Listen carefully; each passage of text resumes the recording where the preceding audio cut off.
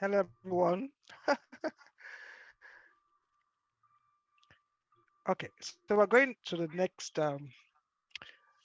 panel, and we have two scholars who are going to come on now. Um, I don't know if Laura Jones is in the house. Yeah, she's there. You I'm want to here. meet her? Yeah, hello, Laura. How are you? I'm great. Thank you. Hi to everyone. Yeah, welcome from Kingston, Jamaica. Welcome. And we also have Alao Lukman. Okay, so we're going to put the details of the bios of the two speakers in the charts. But I just read a few things about each of them, and you can get the details in the charts. So Laura Jones is a graduate of the Edna Manley College of the Visual and Performing Arts, Jamaica, as well as the University of the West Indies, Mona. She has pursued studies in textile and fiber arts with a diploma and history, archaeology, philosophy, a BA, and heritage studies, where she has an MA. Her career has spanned the areas of design, product development, and business development within the creative industries.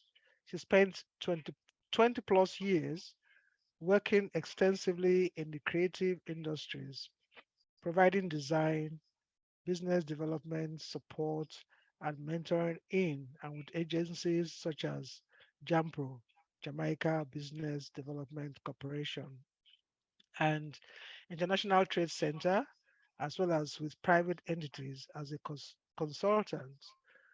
Laura has also focused on World Heritage and intangible cultural heritage through work done at UNESCO Kingston office.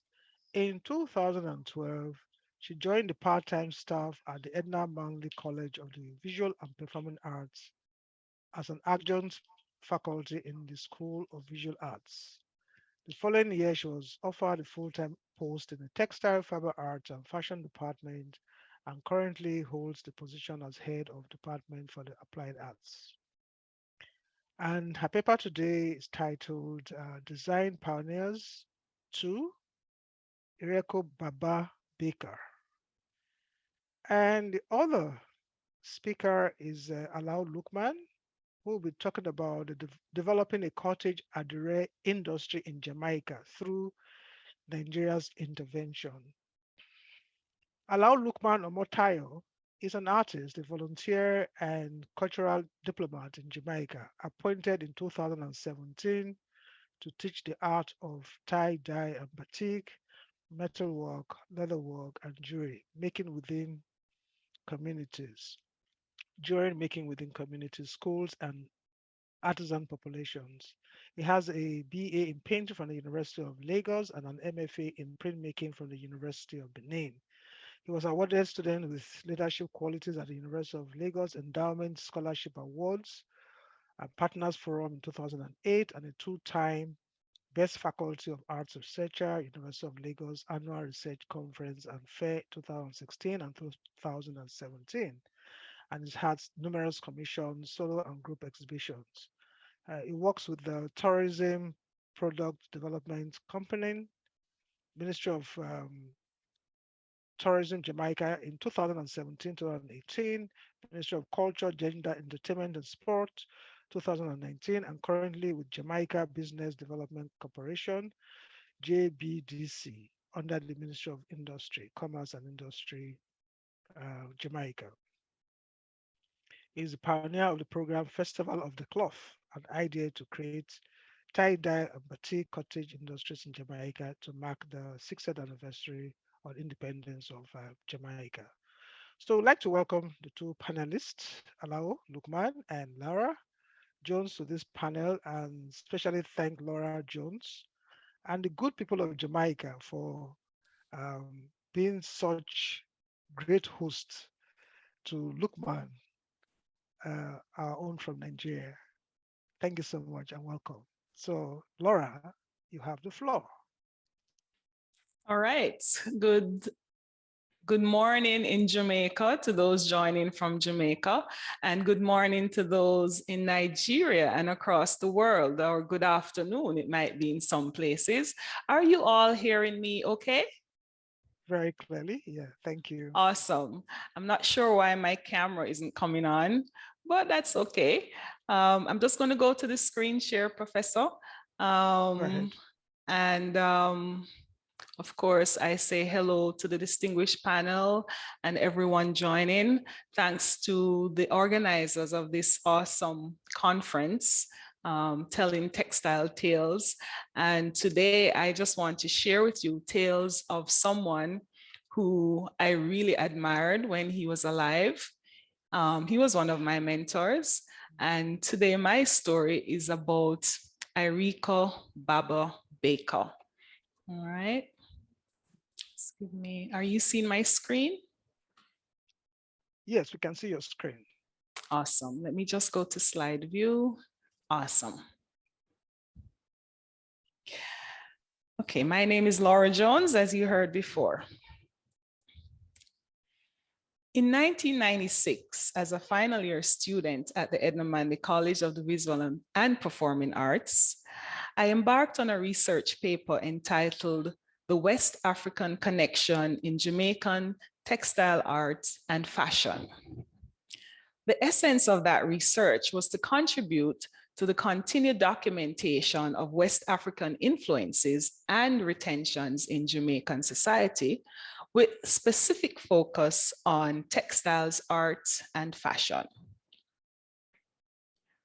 I had the distinct pleasure of including in that research a few designers and textile artists, some of whom are now deceased. One such designer and textile artist was Irika Baba Baker. The work of Irika and his contribution to defining a Jamaican/Caribbean aesthetic in textiles, and by extension, carving a niche within the textiles and fashion sector locally, is the focus of this presentation. Irika also inspired me to continue my sojourn in the field of design as a career choice, with the knowledge that art and design within Jamaica are key ingredients in sustaining our creative industries. Irika Baker, in many ways, was a trailblazer in his own respective field.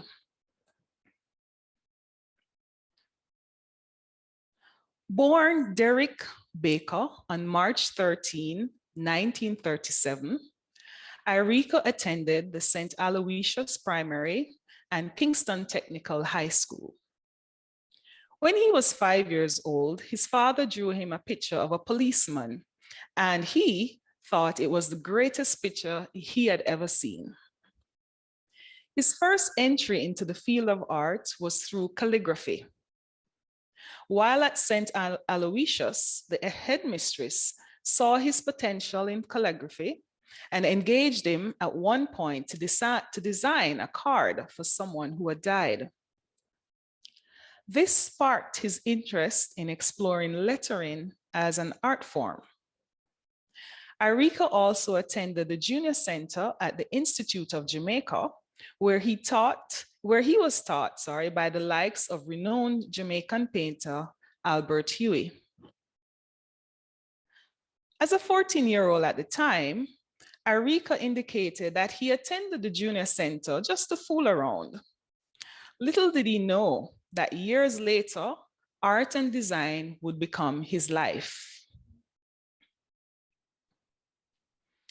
As a young adult, Irika worked in the advertising sectors as a graphic artist, where his first formal job was in lithographic printing.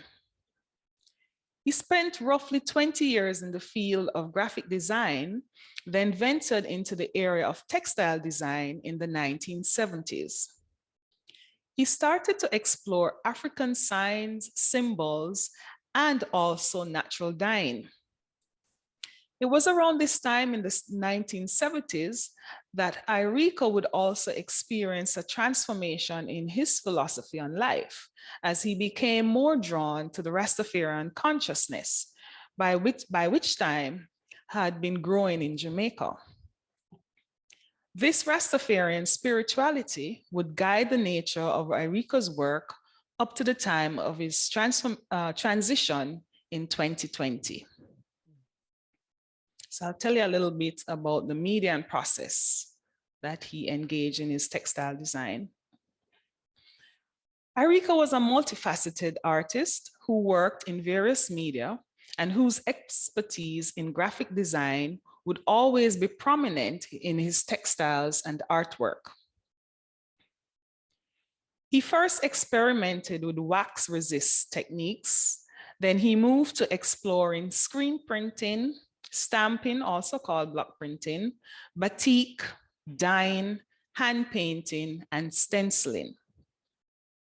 In the mid to late 1980s, Iriko was exposed to silk painting, and as a result, many of his most memorable and collected textile pieces were his hand-painted silks depicting the flora, fauna, and other unique Jamaican/Caribbean themes.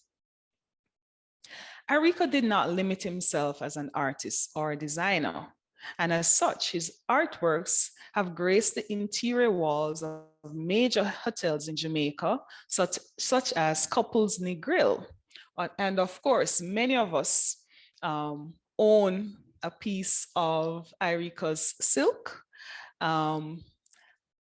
clothing pieces. You're seeing in the photographs images of furniture. There's just quite a lot that Iriko used to do.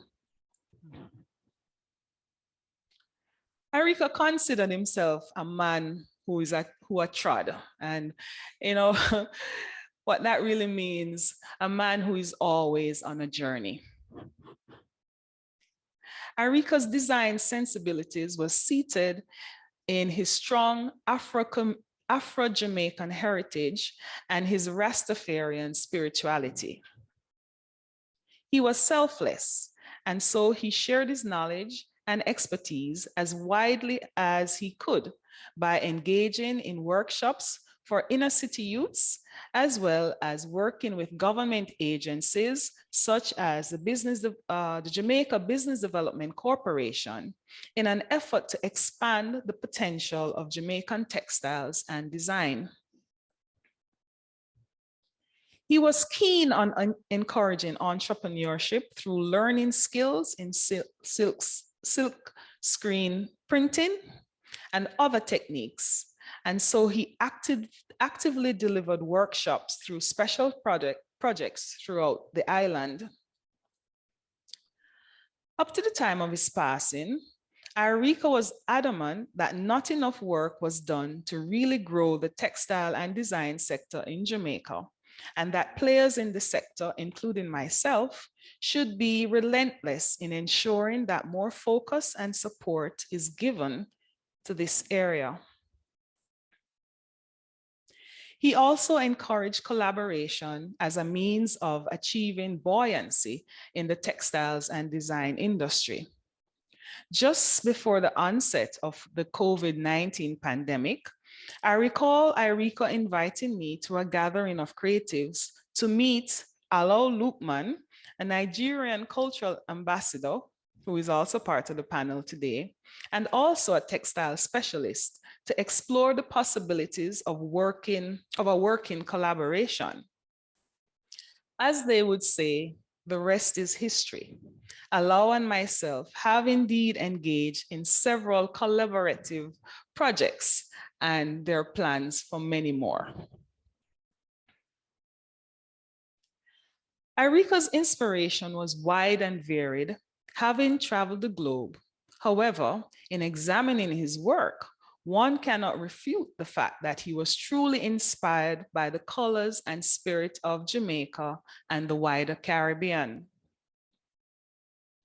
As Iriko's eyesight and health failed him, it became increasingly more difficult for him to continue his artistic practice.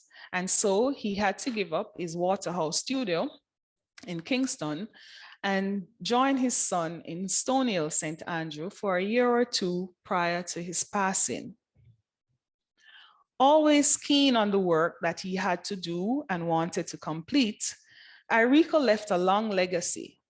And so this presentation has introduced you to one of Jamaica's design pioneers and pays homage to an awesomely creative individual. So a lot of what you're seeing on screen are mostly the silk paintings that Iriko did. As I said before, he was a multifaceted artist, and he worked in fabrics, he worked on calabash, he worked on almost any surface he could find. But are you hearing me still? Yes, you are. Yes. But I found that for me, he was really, he found his niche in working on silks, and he worked on silk panels for interior spaces. He worked on silk scarves. I'm not sure if you're seeing my video. I'm wearing one of his scarves. He worked on t-shirts, just anything that could lend itself to being, like a canvas for creativity. Irika would have worked on those kinds of surfaces. All right, here you see him holding up a piece of this, I think was a screen printed piece on cotton. All right, I was sharing with you that Iriko was an entrepreneur to the core. He believed not only in the passion of design, art and design, but that we should be able to sustain ourselves as creatives. And so he was relentless about the entrepreneurial possibilities through art and design. And Iriko is not afraid to commercialize his art, if you want to call it that. And so there were several of his silk prints, silk paintings that he converted to prints that were of varying size, so like poster size, letter size. He believed that, his art should be affordable. So if you can't afford to buy the silk scarf, you can, get one of his prints. So you're looking at an image. This is an image of a space in Boscobel, St. Mary, where Irika used to work in this space. And he captured it. He calls this piece Old and Proud. This house is still standing. And this is just an image of one of his silk paintings, remembering that house out in St. Mary. Right?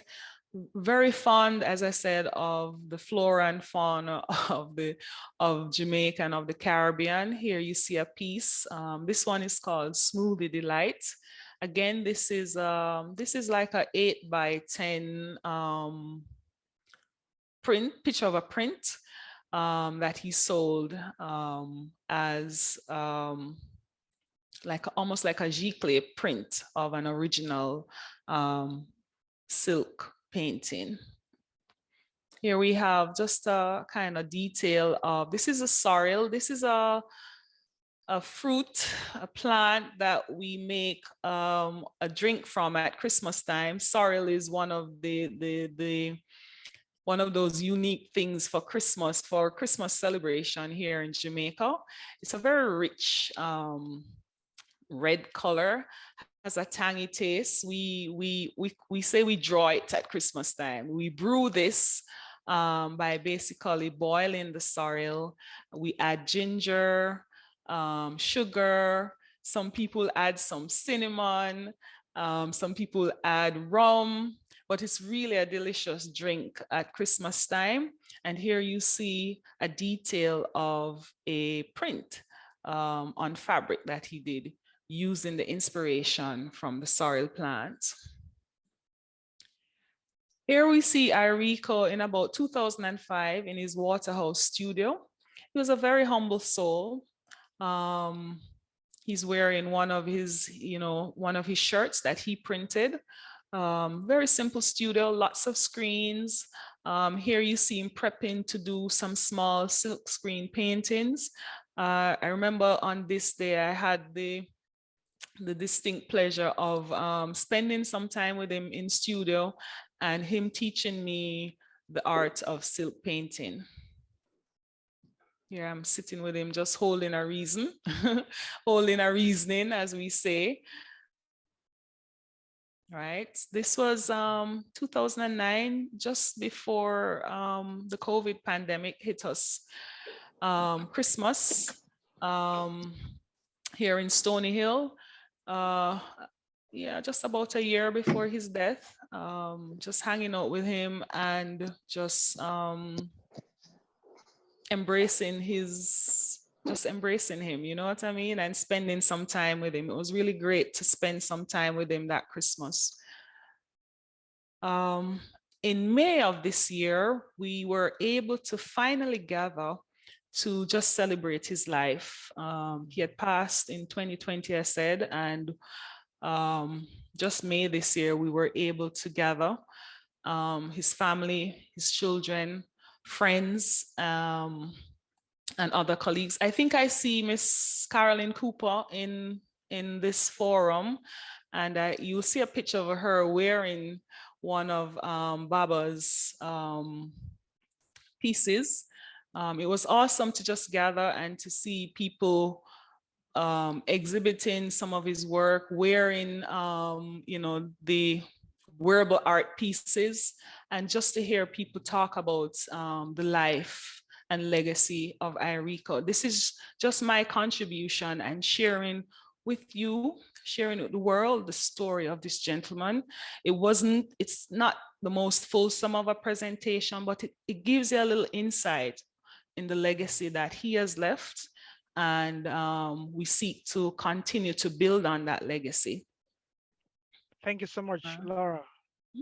Thank you so much. You described him so well. Thank you for paying homage to this great artist who has done a lot of work, who's very versatile. And I like the point you raised about the fact that he does a lot of community work, trying to work with, bring inner city youth into creative production. And I mean, this is so beautiful. We are touched by the images that you showed. Um, yeah, so I would like us to move over to allow Lukman. I'm sure he'll be talking about his own contributions to the textile industry in Jamaica. And I'm happy that both of you had done some collaboration before, so you know him very well. And yeah, so this panel is dedicated to both of you. So we're moving over to allow Lukman. I want him to share his screen.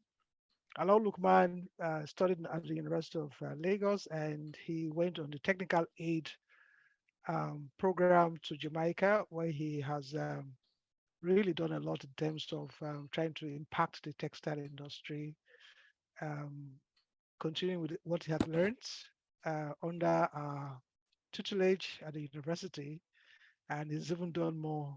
I call him my master now.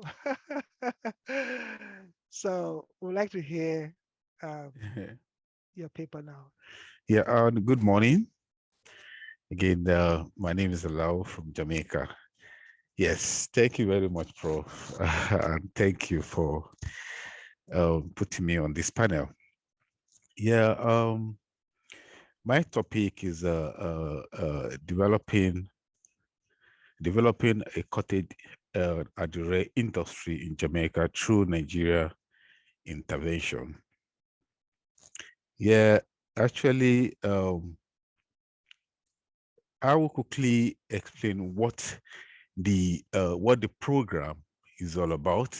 Actually, the program is it is a technical aid corps.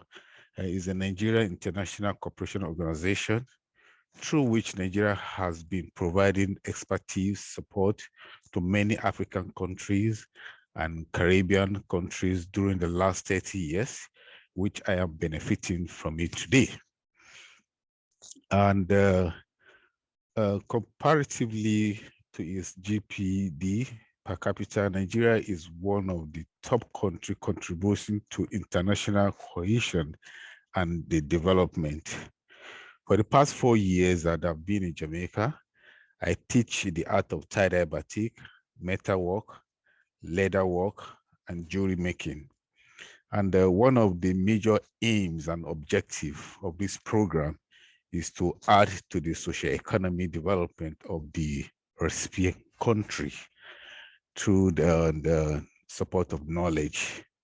And as I said, for the past 4 years that I've been here, and I was able to draft of a proposal which come to title Festival of the Cloth, an idea to create tie-dye batik cottage industry in Jamaica, which has been successful. And yeah, which has been successful. And during this proposal, during this time that we have this, that I have this proposal drafted, actually, yeah, that was in 2019. And before the COVID, actually, the real aim of this of this proposal, and also the plan, is to invite some of our own uh, um, expertise from Nigeria to discuss here in Jamaica, but due to the COVID, we couldn't do that, but we have to do that virtually. And the Festival of the Cloth, some of the things that we discuss about on the Festival of the Cloth is conversation across the continent, cultural rotation, and merger in products and process. And it come out on the virtual the discussion, a virtual discussion where the panelists explore the role of culture plays in development of textile industry in Nigeria through printed motif pattern and also storytelling, because most of our own clothes in that is Nigeria has a story behind it, and most of the motif that we put on it, they have the meaning, and they have a meaning behind them, the impact and the impact and the influence of Nigeria on Jamaican experience. So on Adire, and yes, on Adire is and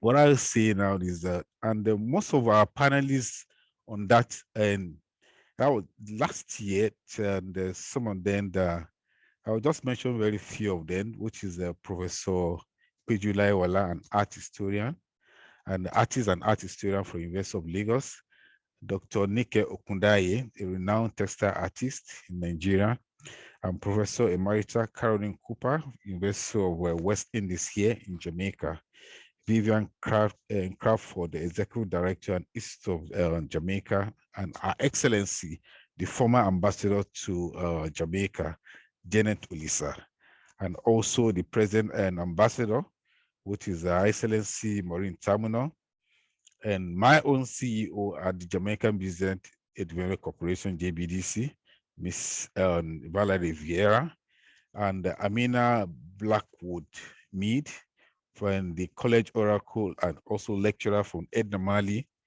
and Marian Smith, the Dean of Visual Arts, the same Edna Mali, and even Laura Lee Jones was among the panelists who discussed the importance of tie-dye batik cottage industry and the connection from Nigeria.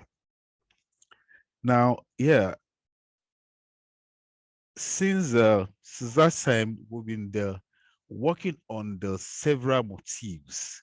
One of the things I discovered when I came to Jamaica is motif bank.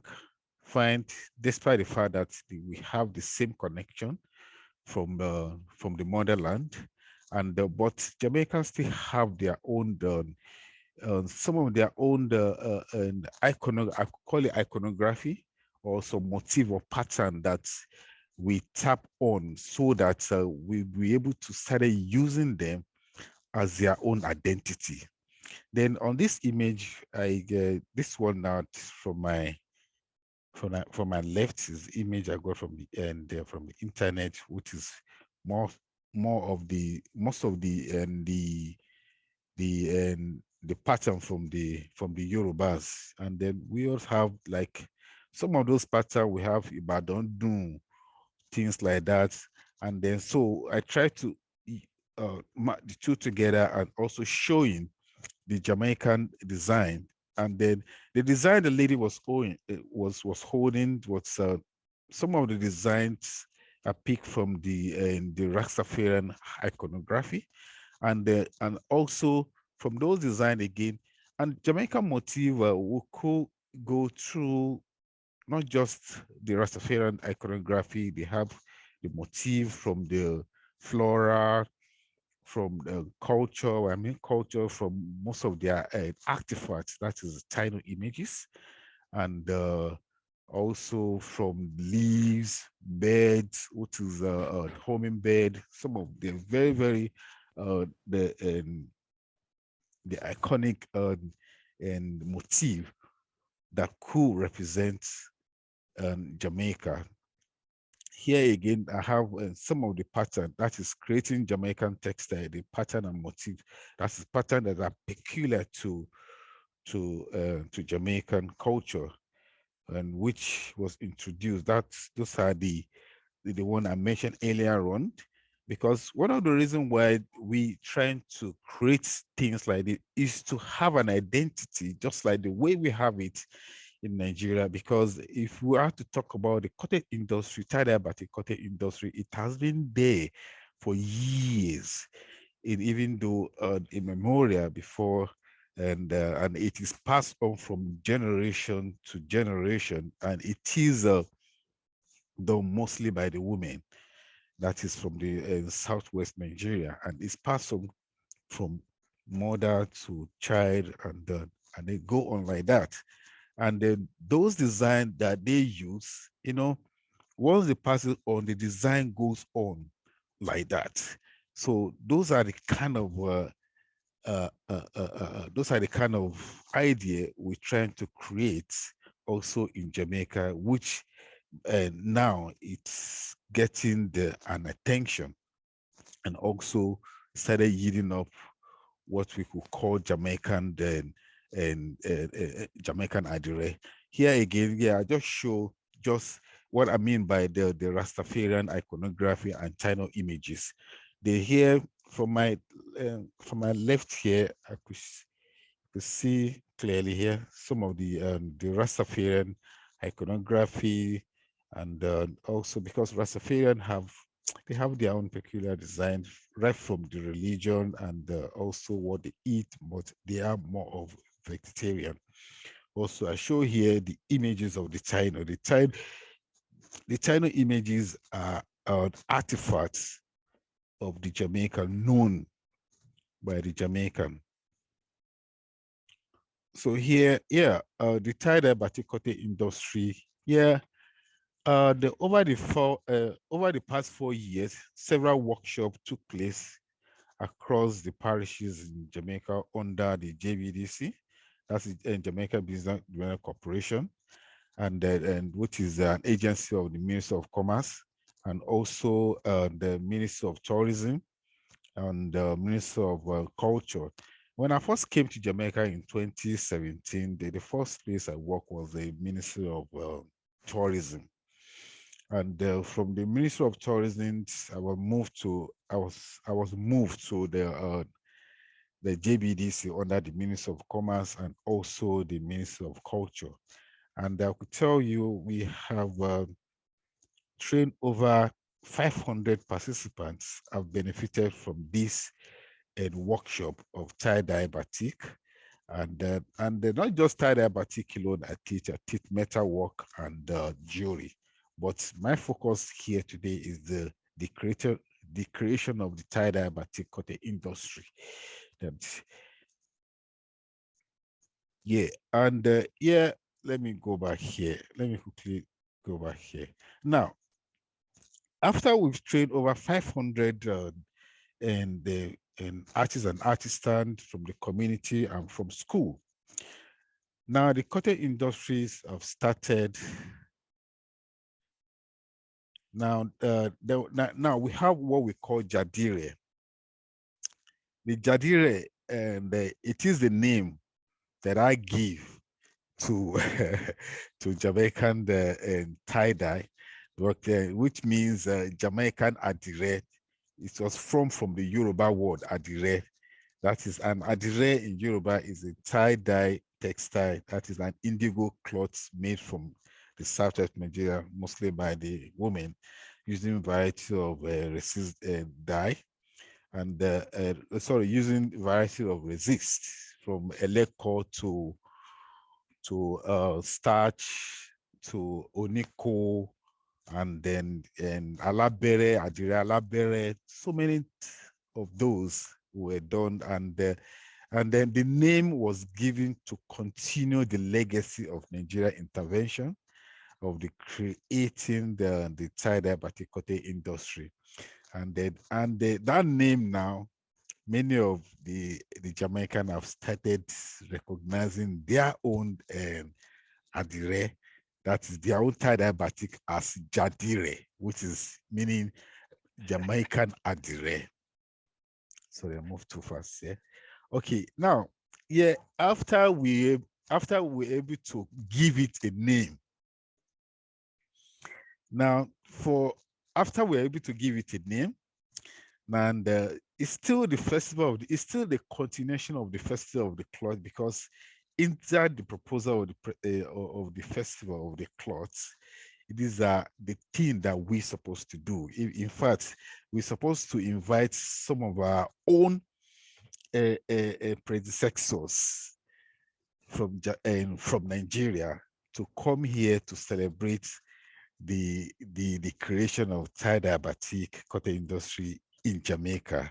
But we're still looking up to that, because the last week when I was in Nigeria, or last 2 weeks when I was in Nigeria, that was discussed, and I hope it will happen by God's grace. So the exhibition of now we're going to have an exhibition, the Festival of the Cloth, which is the Jadire, which is a Jamaican adire. This has made it possible.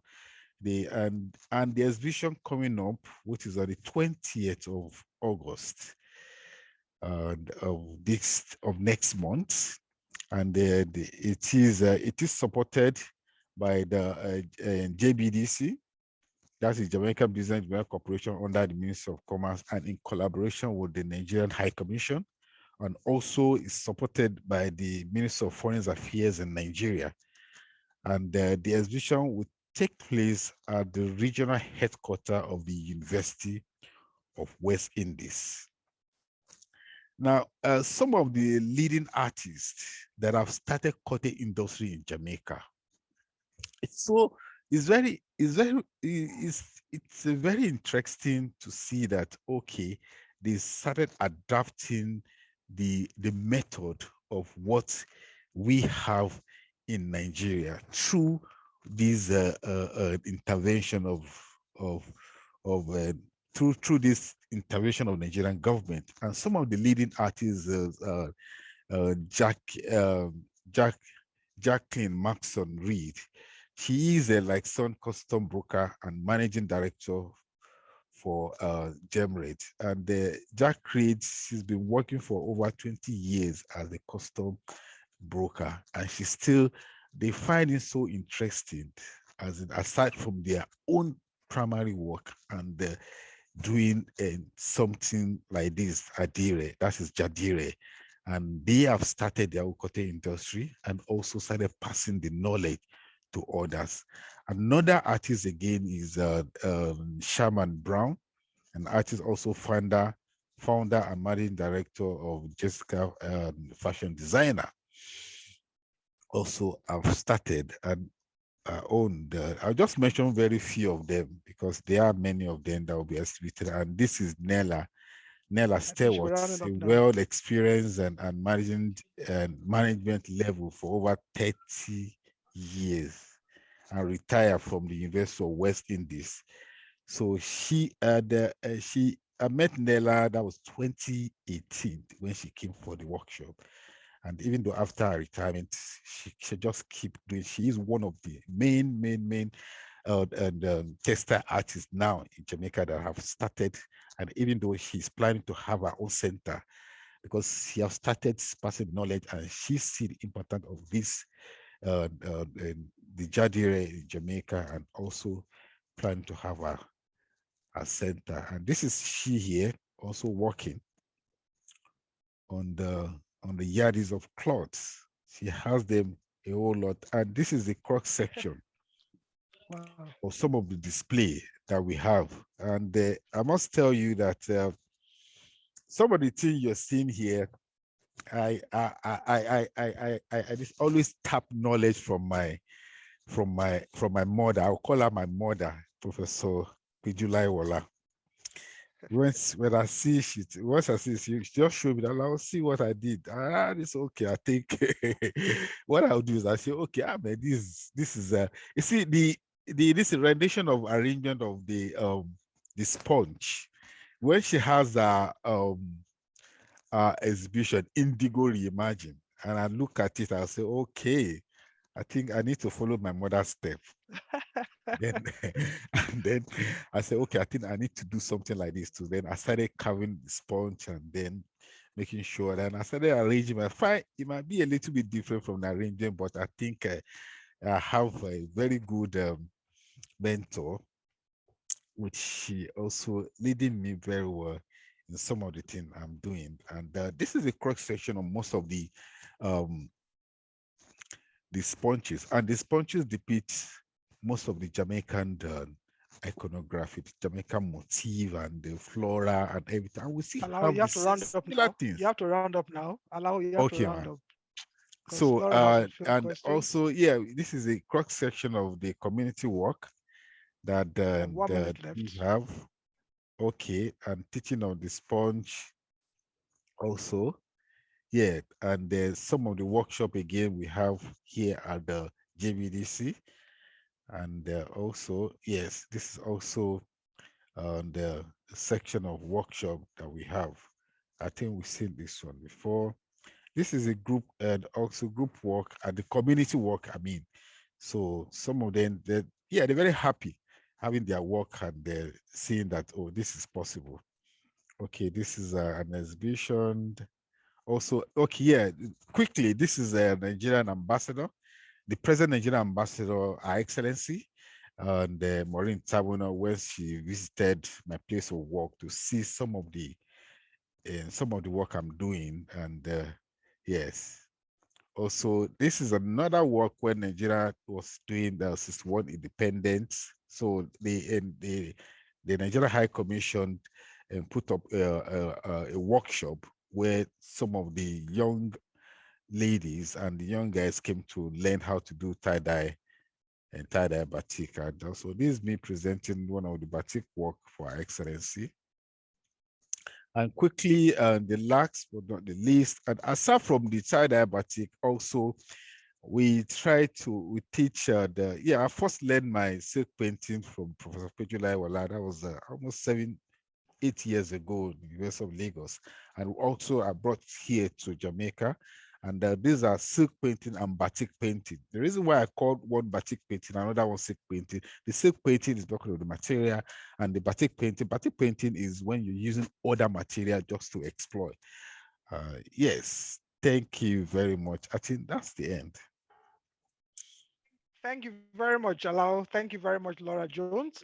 We like Yes. really enjoyed the presentation and to see how you've coined the word jadire and how it is gaining currency in Jamaica. And I like this collaboration between Jamaica and Nigeria. We had no doubt that you would do well in Jamaica. You are such a great ambassador. I only hope that you come back to Nigeria sometime. Anyway, we are happy that you're doing great work there. I like the fact that you also reference the Rastafarian motifs and motifs that are dear to the hearts of Jamaicans and how you've been able to write this into or inscribe this into your work. And I'm sure I'm sharing some of your images in metal to also show that you are very versatile. I haven't learned the requisite technique of metal work from master art classes and how you've been able to explore all of these and use them in ways that serve, both Nigeria and also Jamaica. Thank you very much. So we do have questions in the Do you have questions in the chat? I don't know if you have questions in the chat. Okay. So it's 4:32, and we have another panel which is going to be led by Imal Silva on small and large scale production of adire, where we will have speakers like Janet Oge, Olatubosun Oluwaseun, Omolara Ojowa, and Zena Bello. So I'm going to hand you over to Imal, and just want to thank you, all of you, for listening, and thank you for this wonderful, wonderful panel. We'll connect again at another level. Thank you.